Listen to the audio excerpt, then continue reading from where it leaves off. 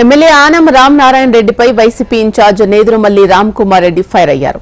వెంకటగిరి నియోజకవర్గంలో ఆనం చీకటి రాజకీయాలు చేస్తున్నారని ఆయన విమర్శించారు. 2019లో ప్రజలు నమ్మి ఓట్లు వేస్తే వెంకటగిరిని ఆనం నాశనం చేసిపోయాడన్నారు. ఆనం రామ్ నారాయణ రెడ్డి ప్రస్తుతం ఏ పార్టీలో ఉన్నారో అర్థం కావడం లేదు అన్నారు. 2024 ఎన్నికల్లో ఆనం రామ్ నారాయణ రెడ్డికి టీడీపీ టికెట్ ఇవ్వడం అనేది ప్రశ్నార్థకంగా ఉంది అన్నారు. నాశనం చేసిపోయిన ఆయన ఎక్కడ పోవాలో ఆయనకే అర్థం కావటం లేదు. రోజు ఒక న్యూస్ వస్తూ ఉంటుంది, నన్ను అడుగుతూ ఉంటారు, నేనా ఎక్కడ పోతున్నాడు, సైకిలా గ్లాసా, ఓపెన్గా పెట్టుకున్నాడు, ఏ ఊరు తెలియదు, ఆత్మకూర, టౌనా, సర్వేపల్లి, వెంకటగిర, ఎందుకంటే అన్ని దగ్గరలో వద్దంటున్నారు. ఎమ్మెల్యేగా ఇక్కడ గెలిపించి ప్రజలందరూ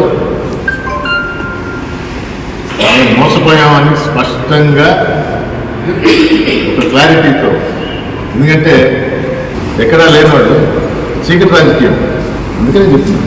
అదే నేను చెప్పాను కదా, నేను ధైర్యంగా చెప్తున్నాను కదా. సో వీళ్ళు కలిసారు వాళ్ళు కలిసారని కాదు, నీకు టౌన్లోనే తెలుసు, నాకు ఊళ్ళలో కూడా తెలుసు.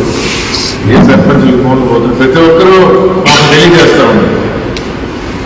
మనస్ఫూర్తిగా ఎవరు పోవటం లేదు రేపు, అందుకనే వాళ్ళని జాగ్రత్తగా ఉండమంటున్నా.